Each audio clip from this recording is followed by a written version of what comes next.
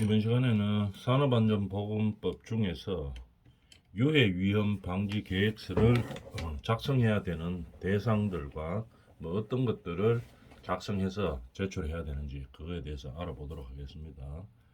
유해위험 방지 계획을 작성한다는 것은 어떤 작업하는 과정에서 근로자들에게 건강상의 위험을 초래할 가능성이 높다는 얘기겠죠.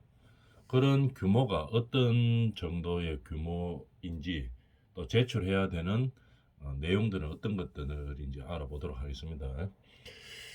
유해 위험 방지 계획서를 제출해야 되는 대상을 한번 볼까요? 대상은 이겁니다. 크게 1, 그 다음에 2, 3 이렇게 나누죠. 자, 그럼 대상에서 보면은 제출 대상은 계획서를 제출해야 되는데 어떤 기준에서 해야 되는가 하면 고용노동부령이 정하는 바에 따라서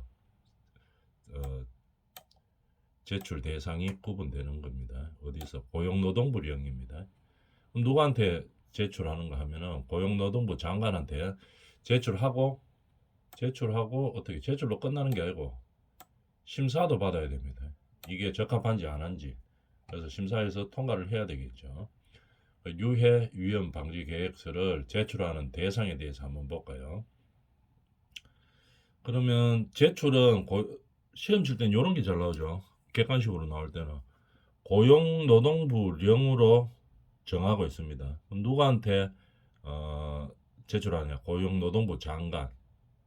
근데 이런 것들 요거를 갖다가 대통령령으로 정하는 사업 종류 및 규모에 해당하는 사업. 그럼 사업의 종류와 그 규모에 해당하는 사업은 무슨 영으로 하고 있습니까? 대통령령으로 하고 있습니다. 그리고 그 기준 유해 방지 계획서에서 정하는 내용들은 고용노동부령으로 정하는 거예요.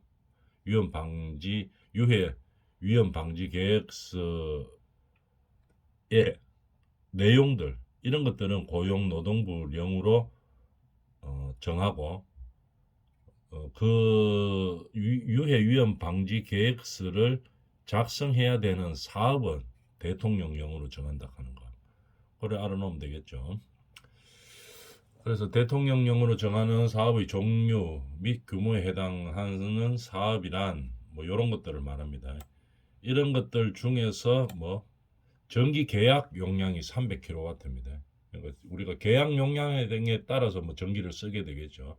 그래서 전기 계약 용량입니다. 전기 계약 용량이 300kW 이상인 사업을 말하는 거죠. 이것들 중에서 그러면 똑같이 해당되는 금속 가공 제품 제조업이라도 300kW 이상의 전기 계약 용량을 안 하는 거 있죠. 뭐 100kW 정도 사용하는 거 이런 것들은 유해 위험 방지 계획서를 제출 안 해도 됩니다. 자, 그래서 대통령령으로 정하고 있는 사업의 종류 및 규모에 해당하는 사업에 대해서 한번 알아볼까요? 금속 가공 제품 300kW 전기 계약 용량을 하고 있으면 금속 가공 제품 제조업을 해야 됩니다. 금속 가공할 때. 근데 기계 및 가구는 제외하죠. 조금 덜 위험하다고 보는 거겠죠. 기계 및 가구 제외시키는 이유는 그 다음에 비금속 광물 제품 금속이 아닌 비금속 광물 제품일 때도 우리가 유해 위험 방지 계획서를 작성해야 됩니다. 얼마 이상일 때 전기 계약 용량이 300kW 이상일 때. 그 다음에 기타 기계 및 장비 제조 이런 것도 해야 되고요. 기타 기계, 장비 제조업 전부 다 300kW 이상의 전기 계약 용량을 사용하고 있으면 유해 위험 방지 계획서를 작성해야 된다. 제출해야 된다는 얘기입니다. 요거하고 좀 헷갈릴 수 있겠네요. 잘 알아줘야 되겠죠. 금속 가공 제품 중에서 기계나 가구는 제외하는 상황이고 기타 기계 및 장비 제조업은 300kW 이상의 전기 계약 용량이면 사용해야 되는 겁니다. 그다음에 자동차 및 트레일러 제조 이런 것도 다 읽어보면 대충 또 위험하죠. 그래서 유해 위험 방지 계획서를 작성해야 되고 식료품 제조 이것도 필요합니다. 식료품 제조. 그다음에 고무 제품 및 플라스틱 제품 제조업도 필요하죠. 300kW 이상인 전기 계약 용량을 가지고 있으면 필요합니다. 목재 및 나무 제품 제조, 기타 제품 제조, 1차 금속 제조, 가구 제조, 화학물질 및 화학 제품 제조. 화학은 좀 위험한 제품들이 많이 있죠. 그래서 이것도 포함되어 있습니다. 그다음 반도체 제조업, 전자부품 제조업 이런 식으로 되어 있죠.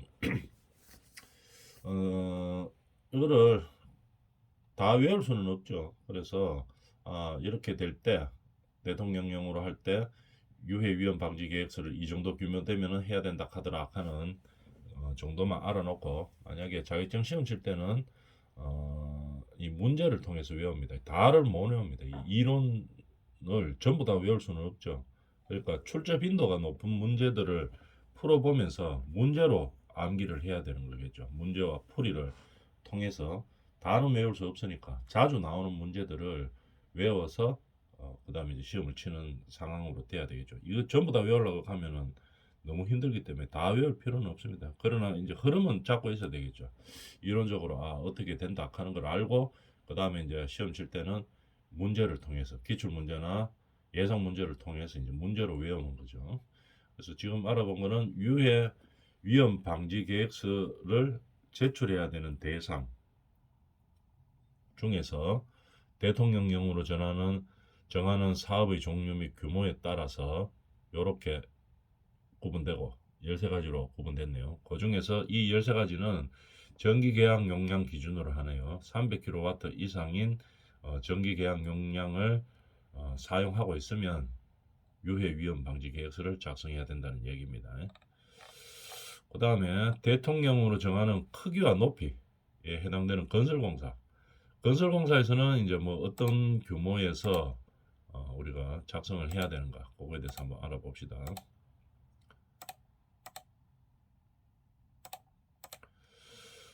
지상층 높이입니다. 지하는 빼고 지상층 높이를 말하는 거죠. 지상 31m 이상인 건축물이나 인공구조물은 해당됩니다. 31m. 보통 한 층 높이가 뭐 대충 일반적으로 한 4m 정도 다 잡죠. 47이 28이니까 뭐 한 7층 이상, 8층 정도 되면 어떻게 이 유해 위험 방지 계획서를 제출해야 되는 대상입니다. 건축물의 구분 여기도 시험 많이 나올 수 있겠죠. 왜냐면 조금만 바꿔주면은 뭐 문제들이 만들어질 수 있기 때문에 지상 높이가 31m입니다. 31m 이상인 건축물 또는 인공구조물 높이로 봤을 때는 그렇고 그 다음에 연면적으로 봤을 때 연면적 같으면은 뭐냐면 지하층, 지상층 전부 다 합한 겁니다. 연면적 3만 미터 제곱 이상인 건축물 3만 같으면 대충 한 9,000평 정도 되네요. 뭐 대충 한 9,000평 가량 되는 9,900평이네요. 3015 한 9,000평 조금 넘네요. 한 9,000평 정도 되는 건축물을 말합니다. 9,000평 이상인 건축물은 전부 다 작성해야 된다는 얘기죠. 연면적으로 따졌을 때. 근데 이제 조금 완화시켜 주는 게 있습니다. 어떤 게 있나 한번 봅시다. 연면적 5천 완화가 아니고 강화가 되는 거네요. 9천 이상인 건축물은 다 해야 되는데 9,000평 이상 정도 3만 미터 제곱. 근데 이제 좀 더 강화해야 되는 것들이 있죠. 강화해야 되는 것들은 어떤 것들인가 한번 봅시다. 연면적 5천 해배 그러니까 미터 제곱이죠. 5천 미터 제곱 그럼 평수로 보면 대충 한 1,500평 정도 되겠네요. 요거는 한 9,000평, 요거는 한 1,500평 정도 됩니다. 연면적 5천 이상인 시설 중에서 그 중에서 문화집회 시설인 경우에는 어떻게 유해 위험 방지 계획서를 작성해야 되는 겁니다. 왜냐하면은 문화집회 시설에서는 요 왜 강화가 되어 있나 하면은 문화나 집회 시설에서는 이 모일 때 일반 건물보다 사람들이 더 많이 모이죠. 그래서 조금 더 강화가 되어 있습니다. 문화 및 집회 시설. 그러니까 5,000m 제곱 이상인 시설 중 문화 집회 시설에서는 제출해야 된다는 얘기겠죠. 근데 예외도 있습니다. 전시장 및 동물원, 식물원은 제외하고 있습니다. 전시장 이 중에서도 문화 집회 시설 중에서 뭐 전시장 및 동물원, 식물원은 제외하고 있다는 얘기겠죠. 그 다음에 판매 시설,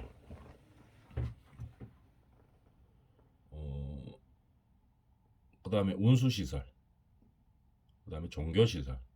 운수 시설 중에서 또 요거는 제외입니다. 고속철도의 역사 및 집회송 시설은 제외하고 종교 시설, 의료 시설 중 종합병원, 그 다음에 숙박 시설 중에서 관광 숙박, 그 다음에 지하도 상가, 냉동, 냉장 창고.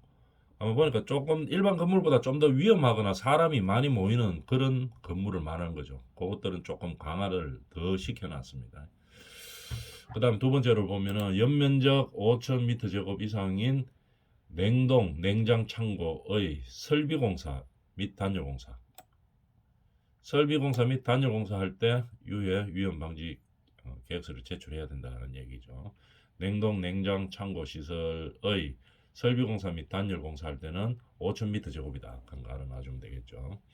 그 다음에 다리공사 같은 거 할 때 자간 길이, 그러니까 기둥에서 기둥 사이 길이를 말하는 거죠. 지간 길이 50m입니다. 그거는 50m 이상 될 때 그 다리공사 할 때 내야 되고 제출해야 되고, 그 다음에 터널 공사 할 때는 무조건 다 내야 됩니다. 댐도 대부분 다 내야 되죠. 다목전 댐, 발전용 댐 다 내야 됩니다. 그 다음에 지방상수도 전용 댐, 그죠? 용수 전용일 경우에는 저수 용량이 2천만 톤 이상일 때 외워주면 되겠죠. 댐은 대부분 다 이제 제출을 해야 되고, 그 다음에 용수 전용일 때는 뭡니까? 2천만 톤 이상이에요. 2천만 톤. 이걸 3천만 톤 이상 이래가지고 시험 문제 내면 되겠죠. 객관식으로 잘 나옵니다.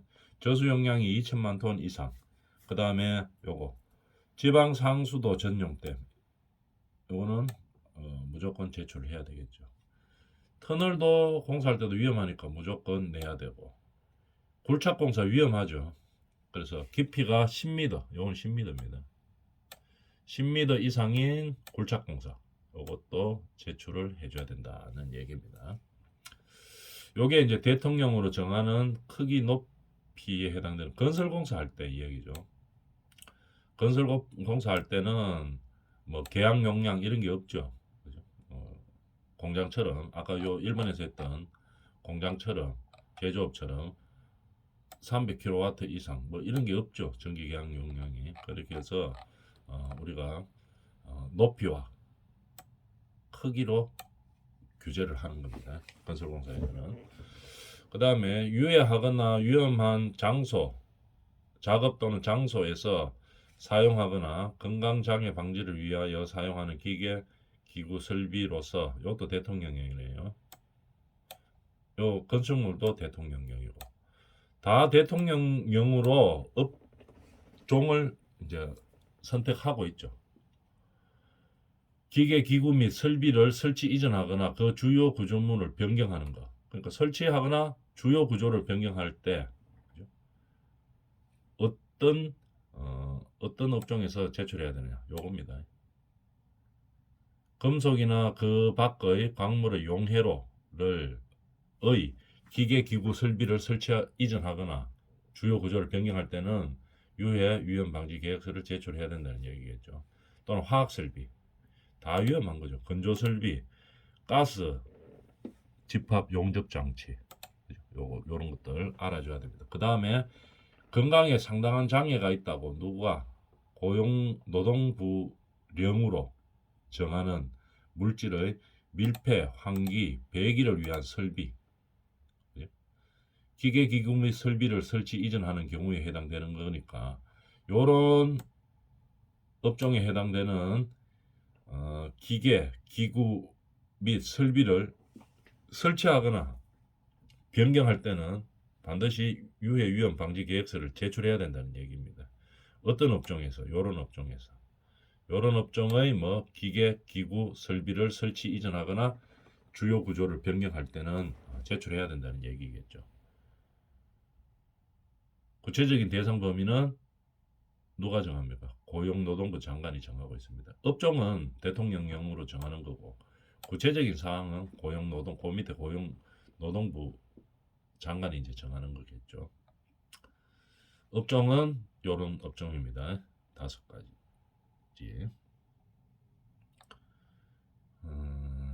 그러면 유해 위험 방지 계획서 제출 서류는 뭐냐? 한번 봅시다. 어떻게 제출해야 되느냐? 제출 서류가 뭐 어떻게 하느냐? 이런 것들은 요겁니다. 요거. 제출 서류에서는 뭐가 있는지. 유해 위험 방지 계획서 제출 서류에서는 한번 봅시다. 사업주는 유해 위험 방지 계획서를 제출할 때 사업장별로 제조업 등 유해 방지 계획서를 다음 각 호의 서류를 첨부하여, 그러니까 요거를 첨부하라는 얘기겠죠. 요거를 첨부해서 해당 작업 시작 15일 전입니다. 15일 전. 작업 시작하기 전에 해당 작업 시작 15일 전에 내야 됩니다. 어디다 내야 되는가 하면 한국산업안전보건공단, 한국산업안전보건공단에 두부를 제출하고, 그 다음에 제출하는 걸로 끝나는 게 아니고 작성 기준, 뭐 심사 기준에 맞게 이제 제출한 다음에 심사를 받아야 되겠죠. 심사를 받아서 이제 통과가 돼야 되겠죠. 근데 그 심사에 필요한 요 기준들은 누가 정하느냐? 고용노동부 장관이 정합니다. 그래서 다시 보면 유해 위험 방지 계획서를 제출해야 되는 업종과 규모는 대통령령으로 정하고, 그러면 제출 서류에 필요한 사항은 고용노동부 장관이 정하고, 그 다음에 제출은 한국산업안전보건공단에 작업 시작 15일 전까지 하면 됩니다. 그게 유해 위험 방지 계획서죠. 그럼 거기에 유해 위험 방지 계획서에 해야 되는 내용들이 뭐 어떤 것들이 첨부해야 되는 서류들의 내용을 한번 볼까요? 건물청, 각청 평면도입니다. 각청, 청청마다 다 평면도가 있어야 된다는 얘기겠죠. 기계 설비의 개요를 나타내는 서류, 어떤 기계가 어떤 설비입니다 하는 개요가 있어야 되겠죠. 그 다음에 기계 설비의 배치도면, 이 기계 설비를 어디다가, 이 각청 어디다가 어떻게 배치합니다 하는 그런 도면이 있어야 되는 거겠죠. 그 다음에 원재료 및 제품의 취급, 제조 등의 작업 방법, 어떤 작업을 합니다 하는 게 이거에 대한 개요가 있어야 되겠죠. 우리는 이 어떤 이런 작업을 하고 있습니다. 그죠?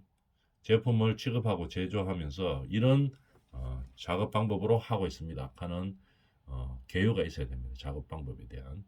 그 밖에 고용노동부 장관이 정하는 도면, 서류 이런 것들은 어떻게 됩니까? 그 시대에 따른 상황이나 아니면은 업종에 따라서 조금씩 변경이 있습니다. 그래서 지금 그때마다 고용노동부에 의뢰해가지고 필요한 유해 위험 방지 계획서상 필요한 도면이나 서류가 어떤 것들이 있는지 알아보고 그 다음에 이제 작성해서 제출하면 되겠죠. 이런 형식으로 유해 위험 방지 계획서를 제출합니다. 여기서 보면 조금 헷갈리죠.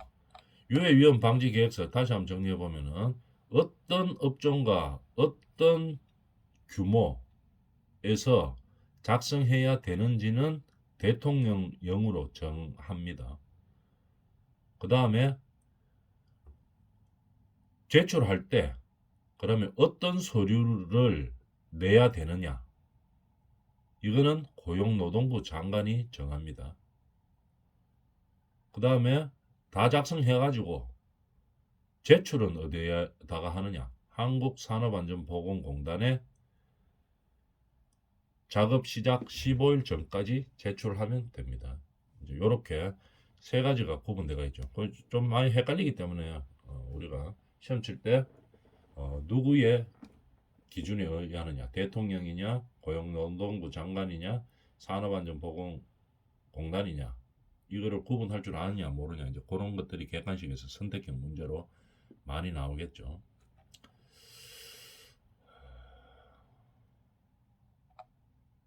자, 그래도 이거 보면은 알다시피 아까도 이야기했지만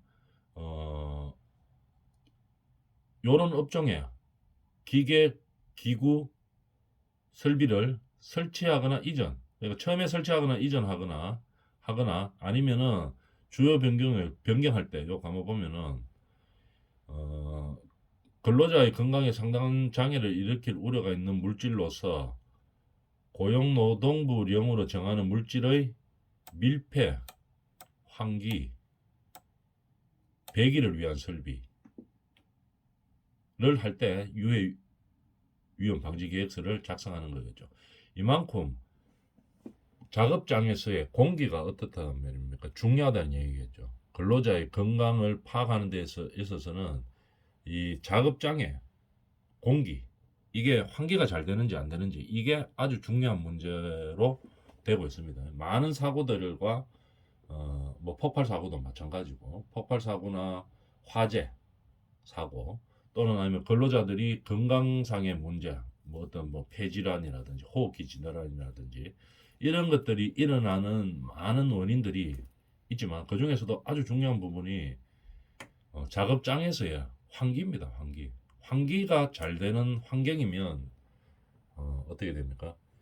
안전사고를 많이 줄일 수가 있어요. 폭발사고도 줄일 수 있고 화재 사고도 줄일 수 있고 근로자의 건강 상태도 양호하게 만들 수 있고, 그래서 우리가 이 공부를 쭉 하다 보면 환기하고 관계되는 내용들이 많습니다. 산업안전보건 계열에서는 환기, 그래서 이만큼 중요한 거기 때문에 유해 위험 방지 계획서를 제출한다. 어떤 경우에 근로자의 건강에 상당한 장애를 일으킬 우려가 있을 때 그렇게 한다는 얘기입니다. 그래서 밀폐, 환기, 배기 다 환기하고 관계되는 내용이죠.